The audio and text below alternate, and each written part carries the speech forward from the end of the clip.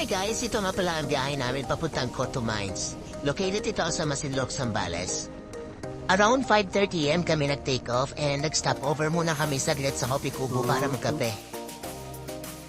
Mga 9 am kami nakarating sa Masinloc at pumiretso na kami sa tourism building malapit sa Paywalk para kumuha ng permit. After namin makakuha ng permit ay tumunay na kami para mamalengke. So ito yung ano guys, parang pinaka-permit.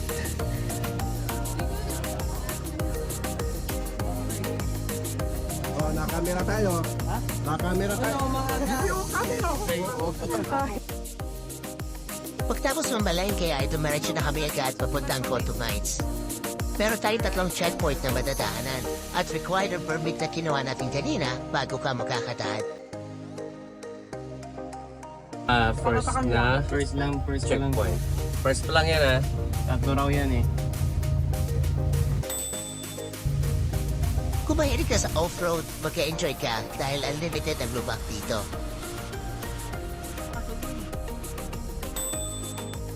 Mamaya, ligaw mo yun.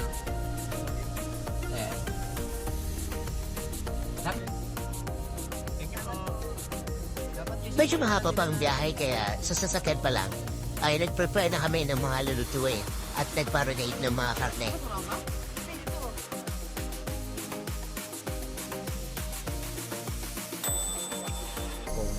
Morning po. Hello po, good morning. Permit po. Hey guys, so kailangan talaga yung permit. Kasi merong checkpoint, 3 checkpoint. So I think malabo talaga na makakalusot ka. Kasi sa unang checkpoint pa lang hindi ka na makakadaan as in nakaharang. So talagang babalik ka. Kung sakali mo makakalusot ka dun, may dalawa ka pang tatagain. Yun. So meron kami mga kasabay dito ngayon, naka Grandia, Hi-Ace, tsaka Avanza. Tsaka meron ding mga kanina, mga maliliit na sasakyan, which is kaya naman actually. Kaya lang talagang mabagal. Kasi kung medyo babanatan mo, kawawa yung sasakyan. So yung pala guys, yung pinaka-tip dito, magbabiyahe kayo ng Coto Mines. Halimbawa, Sunday nyo gustong pupunta, gusto nyo bumiyahe Sunday, dapat Saturday pa lang kumuha na kayo ng permit. Kasi again, hindi kayo makakalusot dito na walang permit. Required talaga yung permit kasi 3 checkpoint yung dadaanan mo. So yung pagkukuha ng permit, alas 8 nag-open. So yun yung ginawa namin, alas 8, saka ka didiretso dito. Pero kung Saturday pa lang kumuha ka na ng permit, kahit mga alas 6 ng umaga, pwede ka na magsimulang bumiyahe.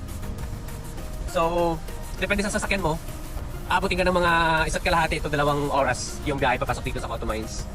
Pero siguro kung mga 4x4 na pick up yung sasakyan mo, siguro mga 45 to 1 hour. Kasi medyo mabilis yung takbo mo dahil hindi naman iindahin ng pick up na 4 or 4x4 na pick up or yung ibang malalang sasakyan.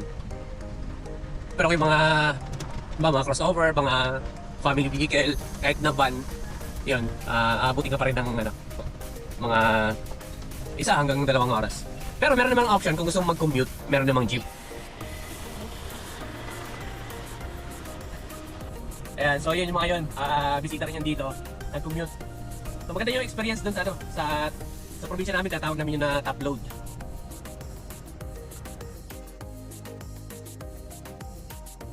Around 12 noon na yata kami nakarating at nag-advise agad si Kuya na medyo choco daw doon sa bandang malalim at may jump board dahil nag-landslide noong isang araw. Huwag nyo lang itawid boss mama. Hindi kaya ng 4x4 lang saka 4x2 pwede. L301 ang dala namin pero gusto nila itawid dun sa kabila. Kaya nagkahamunan at kaya daw yan kasi naka-flag. Natin, go. Mama boy! Sige! Naka-vlog to. Sigurado ako. Sigurado ka? Oo, kaya mo yan. No! God, please, no! No! Ayun, nabula ako sa gitna pero marami naman ang kusang tupulong para makatras and back to safety. Maraming salamat at shoutout sa lahat ng tupulong. After ng tulakan session, nag-start na kami mag-ihaw para makakain sabay makaligo na rin. Malinis ang tubig at di ko expect na ganito pala kalamig. Masasabi ko na sulit ang pagod sa biyahe kasi siguradong marerelax ka pag nakarating ka na at ma-enjoy mo ang pagtampisaw.